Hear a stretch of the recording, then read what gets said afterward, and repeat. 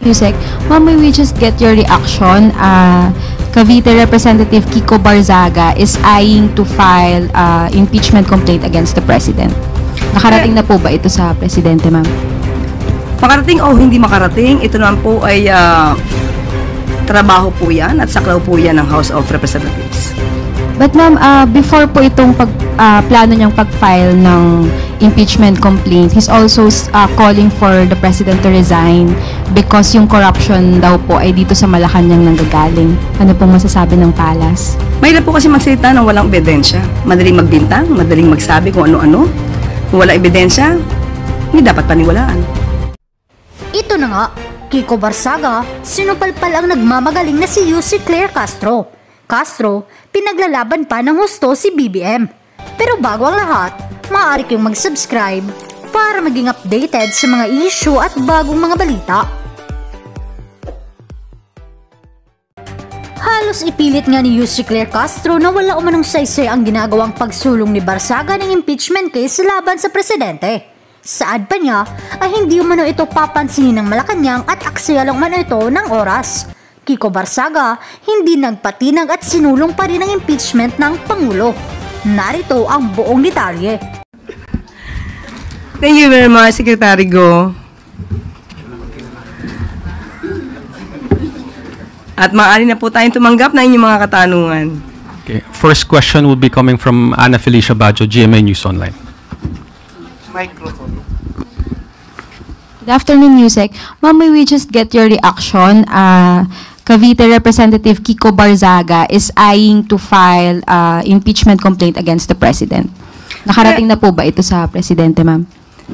Makarating o hindi makarating, ito naman po ay trabaho po yan at saklaw po yan ng House of Representatives. But ma'am, before po itong plano niyang pag-file ng impeachment complaint, he's also calling for the President to resign because yung corruption daw po ay dito sa Malacanang nanggagaling. Ano pong masasabi ng palas? Mahirap po kasi magsalita ng walang ebidensya. Madaling magbintang, madaling magsabi kung ano-ano. Kung walang ebidensya, hindi dapat paniwalaan. Thank you, ma'am. Follow-up question from Ivan Mayrina, GMA 7. Yusek, how does the palace or how does the president view these moves by Congressman Barzaga?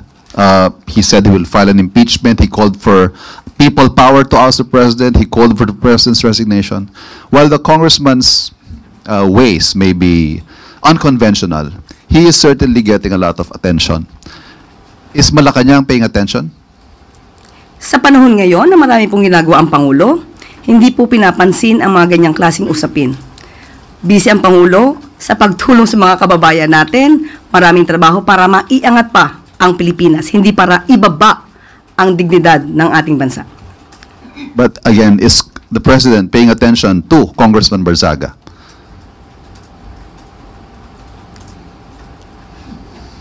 Just a smile. Next question is from Katrina Domingo, ABS-CBN. Ma'am, do we already have an updated number kung ilan na po yung complaints or letters na na-submit sa Sumbong sa Pangulo website since it was open to the public? As of 9 o'clock today, 19,729 ang naitala po na complaint. At bukas po siguro mas magkakaroon po kami ng detalyadong report kung ano na po ang nangyayari at ano na po ang nasusolusyonan o ano na po yung nagkakaroon ng mga aksyon. Okay. Next question. Follow-up question, sorry. Mananatili, until when po mananatiling open yung Sumbong sa Pangulo? Until the end of the President's term, or will there be a sort of a cap to close the website and focus first on what has been reported? Tingnan po natin. Kasi kapag po naman na wala ng report at natapos na at wala nang pumapasok, maaari na po siguro ito isara. Next question is from Ann Soberano, Bombo Radyo. Yusek, good afternoon. Yusek, reaction lang ng Malacanang o ni Pangulong Marcos sa first ever joint activity between Philippine and Japanese militaries sa ilalim po ng Reciprocal Access Agreement. Ongoing po ngayon ang Doshin Bayanihan 525. Ito ay isang combined exercise between the two countries. Ayon sa National Security Council, ang nasabing inaugural activity ay isang strategic milestone in the operationalization ng RAA. Reaction po, ma'am. Yan din po ang nais talaga po ng Pangulo. Magkaroon ng reaffirmation ng ating commitment sa stability, peace and cooperation dito po sa Indo-Pacific. At hindi lang po ito ang nagpapalakas ng depensa, kundi nagbibigay pa rin po ng karagdagang kaalaman at para po mas maagarang pagresponde, lalo-lalo na po pagka mayroon pong kalamidad na nangyayari sa atin. Ma'am, makatatulong din ba ito sa issue na kinakaharap ngayon ng Pilipinas regarding po sa West Philippine Sea, ang pagiging agresibo po ng China? Hindi ko po masasagot yan at i-defer ko na lang po yan sa DFA. Next question is from Let Narciso, DZRH.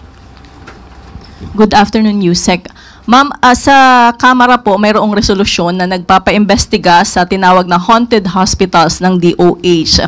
At sa Senado naman, ibinunyag ni Senator Gatchalian yung higit 10 billion pesos na naluging pondo daw sa gobyerno dahil sa overpricing ng farm-to-market roads ng DA. Isasama na po ba ito sa iniimbestigahan o iimbestigahan ng ICI? Kapag ka mo may mga dokumento, maaari naman po ito ibigay agad sa ICI para kung sino po yung mga concern ng mga tao dito at involved, ay maaari po agad maipatawag para magkaroon ng mas mabilisang pag-iimbestiga. So, pwede po itong isabay doon sa ongoing investigations? Yes, opo. Lahat po naman ng infrastructure na questionable ay maaari pong isailalim po sa pag-iimbestiga ng ICI.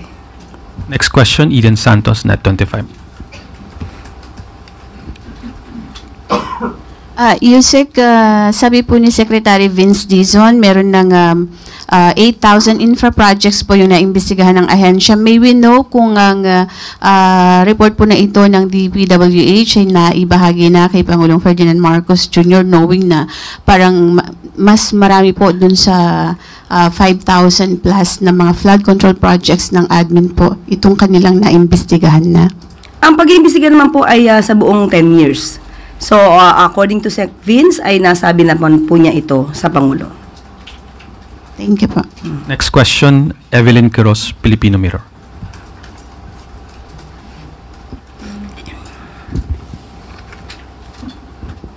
Good morning, Yusek. Nagiging abala po tayo sa pag-iimbestiga sa mga flood control projects. Pero may naging kautusan po ba ang Pangulo na tignan din po yung mga, kasi po meron pong mga iba pang departments na may mga infra projects like DOH, TND, and DepEd po yung mga classrooms. Meron po bang naging kautusan ng Pangulo na tignan din po ito? Kasi po yung mga contractor po ng flood control, sila rin po yung mga contractor sa mga ganitong projects. Kaya nga po ang ginawa pong Independent Commission ay patungkol po sa mga anomalyang flood control projects and infrastructure. Ibig po sabihin, lahat po na maaaring i-report nila na may mga anomalya, maaari po itong imbestigahan. Yan po ang gusto ng Pangulo. Last question is from Tina Maralit, The Manila Times.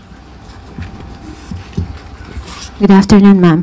Ma'am, earlier this week, Baguio City Mayor Benjamin Magalong pointed to you as the trigger for his resignation as Special Advisor to the ICI. In an interview, sabi niya, and I quote, "Kumbaga, parang wala akong karapatang mag-imbestiga." Ayun yung message doon sa inilabas ni Yusek Claire sa press con niya. Kumbaga, sinabihan ako na wala akong karapatang mag-imbestiga kasi Special Advisor ka. Tapos kung ano-ano pa ang sinabi sa akin. Your thoughts on this po? Sana po napanood niyang buo yung ating press briefing. Pero ito pong issue na to ay paulit-ulit na at nasagot ko na po, pero hindi ko alam bakit paulit-ulit pa rin at parang hindi po nagkakaroon ng katapusan ang issue na ito. But anyway, this will be my last time to answer these issues. Unang-una po, hindi ko po saklaw ang kanyang damdamin. Siya po ang voluntaryong nag-resign, hindi naman po siya pinagre-resign. Kung iyon po ang kanyang naging desisyon, hindi ko rin po saklaw ang kanyang pagdidesisyon. Sinabi po niya na wala daw siyang karapatang mag-imbestiga. Unang-una po, iba po kasi ang pag-presume at iba naman po yung naging pronouncement ng ating Pangulo. September 15, sinabi po ng Pangulo na siya po ay special advisor. Hinanapan po siya sa isang programa kung nasaan po ang kanyang mandato, ang papel patungkol po dito. Ang sinabi lamang po ni Mayor Magalong ay he just presumed that he is an investigator.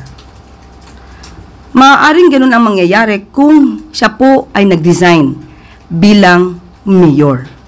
Pero ang Pangulo na nga rin po nagsabi na pinili niya pong mag-stay at manatiling mayor ng Baguio City. So, kung kayo po ang magtatanong sa kanya, maaari po nating hanapin nasan nga po ba yung sinasabi nating papel na siya po ay nagtatalaga o tinalaga ng Pangulo na investigador. At sana po, maiwasan na po rin sana natin yung mga guessing game na nagbibigay ng intriga, lalong-lalo na sa aking naging trabaho. Ang aking naging pronouncement po dito noong September 26 na ang role ni Mayor Magalong ay ibibigay muna sa legal team, yan po ay nanggaling sa Pangulo. Huwag po niyang bigyan ng intriga na mayroong nag-utos sa akin na ibang tao. Kaya sabi nga natin, iwasan natin ang kwentong walang ebidensya. Kung sino man yung sinasabi niyang yon, kung may alam siya kung sino nag-utos sa akin at hindi ang Pangulo, sa mga sinabi ko noong September 26, ipalitaw niya po.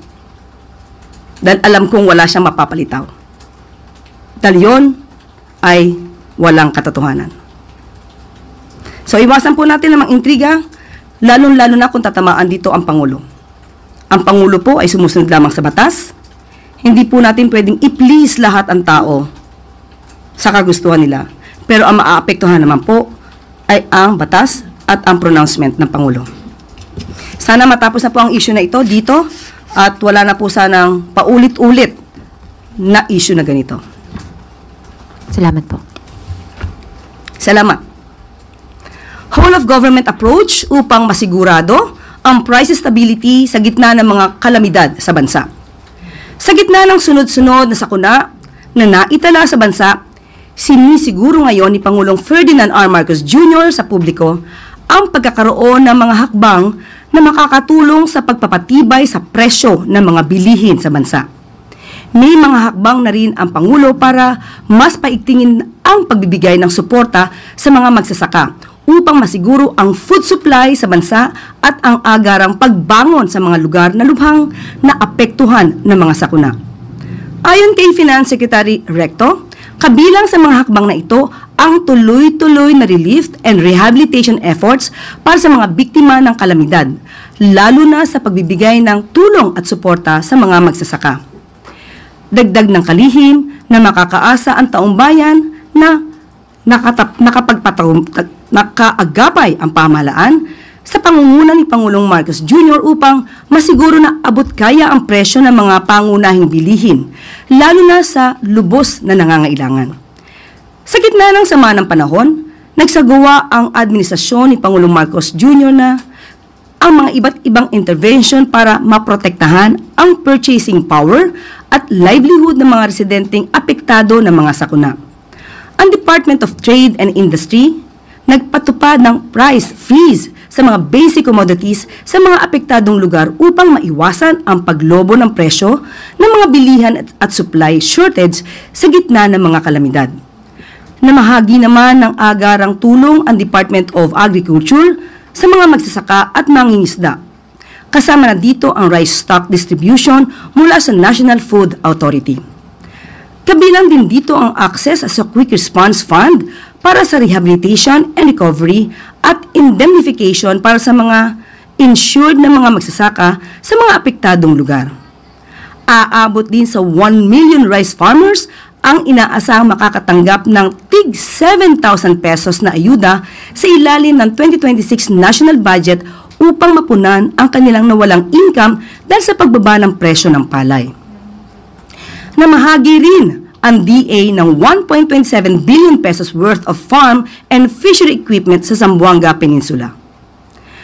Nakatakda namang mag-auction ang Department of Energy ng at least 100 megawatts ng renewable energy capacity sa ilalim ng open and competitive selection process para sa local at foreign developers. Pagpapataw ng lifetime blacklisting sa mga pasaway na contractors, suppliers at consultants isinusulong. Alinsunod sa adhikain ni Pangulong Ferdinand R. Marcos Jr. na tukuyin at puksain ang korupsyon sa mga proyekto ng pamahalaan. Isinusulong ni Budget Management Secretary Mina Pangandaman ang perpetual disqualification sa mga bidders at contract implementors na paulit-ulit ang paglabag sa procurement regulations sa ilalim ng bagong Republic Act No. 12009 o ang New Government Procurement Act. Layunin ng bagong pasang batas na panatilihing transparent ang procurement process at isulong ang accountability sa paggamit ng pondo ng bayan. Nilalayon din ng ahensya na gawing mas matindi ang parusa sa mga pribadong individual o kumpanya na mapapatunayang nagpabaya o lumabag sa mga kontrata ng gobyerno. Matapos lamang ng 3 violations ay papatawa ng lifetime disqualification ang contractor, suppliers at consultants na lumabag sa batas o regulation. Hindi na rin sila papayagang makipagtransaksyon sa anumang ahensya ng gobyerno upang hindi na pamarisa ng iba.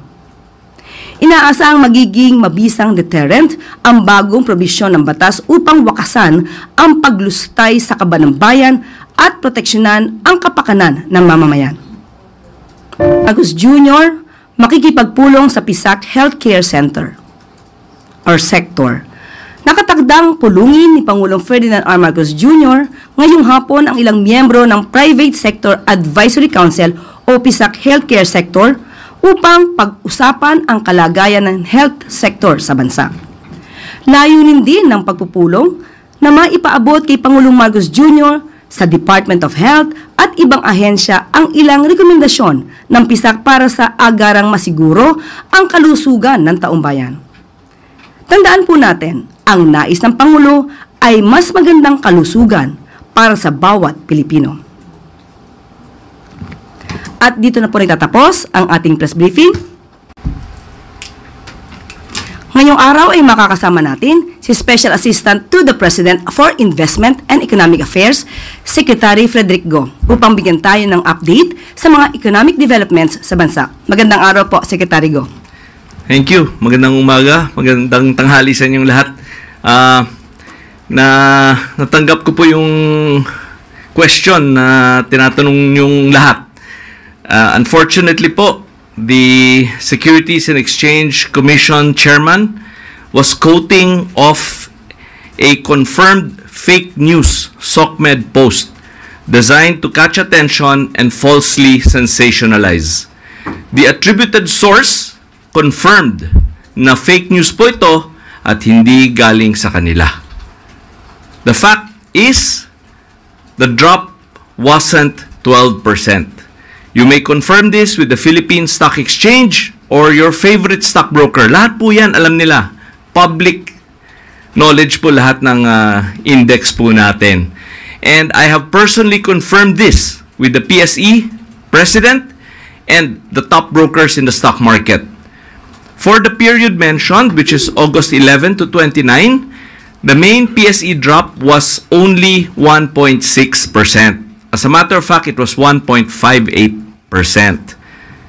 And the all shares index in our Philippine stock market of 282 companies, the drop was only 1.5%. And in terms of the market cap, which is the clickbait number of that fake SOCMED post, the drop po is only 1.4%. So these are all easily verifiable. You can confirm this later with the PSE, the Philippine Stock Exchange po. Or kahit sinong stockbroker po, alam po nilang lahat to. Public knowledge po lahat ng detalye po na to.